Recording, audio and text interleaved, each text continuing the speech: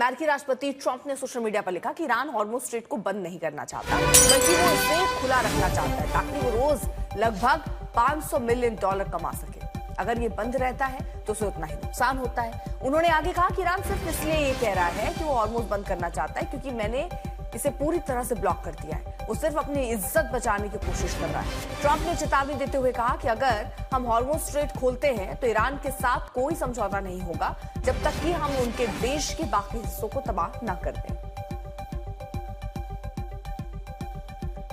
तो अमेरिका की नाकेबंदी को लेकर ईरान भी एक तरफ से पलटवार कर रहा है। ईरान ने साफ कह दिया कि जब तक हॉर्मुज़ नहीं खुलेगा, वहां से नाकाबंदी नहीं हटती है अमेरिका की, तब तक बातचीत के लिए भी वो नहीं आएगा और ईरान भी हॉर्मुज़ को दोबारा नहीं खोलेगा। जरूरत पड़ी तो बलपूर्वक नाकेबंदी को तोड़ देगा।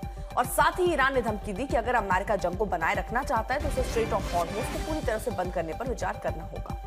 अशरफ हमारे साथ हमारे सहयोगी लगातार बने हुए हैं। अशरफ, अब देखिए, जहां ईरान ये कह रहा है कि अगर यहां से नौसेना पीछे नहीं गई अमेरिका की तो बलपूर्वक भी हटा सकता है और इसी के बाद बातचीत भी होगी। अगर वो नाकेबंदी हट जाती है तो ही बातचीत होगी। अमेरिका के स्टैंड बहुत सख्त तो नहीं है, आप बातचीत का दिखावा तो कर रहे हैं लेकिन जमीन पर वैसा दिख नहीं रहा है।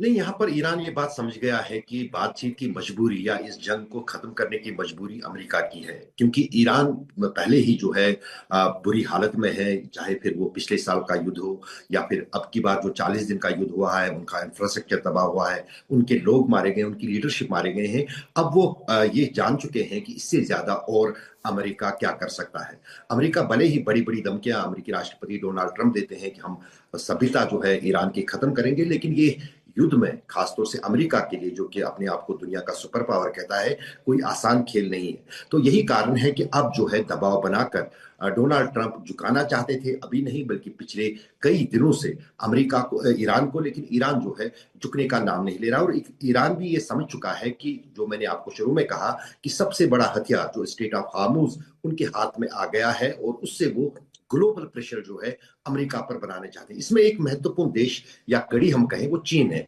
अगर स्ट्रेट ऑफ हॉर्मुज़ ज्यादा मतलब उस पर प्रतिबंध जो है अमेरिका का जारी रहता है तो सबसे ज्यादा असर जो है वो चीन पर पड़ेगा, क्योंकि ईरान का 80 से 90% जो तेल है वो सिर्फ जो है चीन जाता है। तो जाहिर है कि चीन भी ये नहीं चाहेगा कि स्ट्रेट ऑफ हॉर्मुज़ पर इस तरह से अमेरिका का ब्लॉकेड बना रहे, और दूसरी तरफ ये भी नहीं चाहेगा कि युद्ध जो है वो और फैले। तो जाहिर है कि चीन की तरफ से भी कोशिशें हो रही हैं। अब किस हद तक वो डोनाल्ड ट्रंप को नरम करने में कामयाब या सफल होते हैं वो आने वाले कुछ घंटों के दौरान ही पता चल जाएगा। जी, चलिए, बहुत बहुत शुक्रिया आपका तमाम जानकारी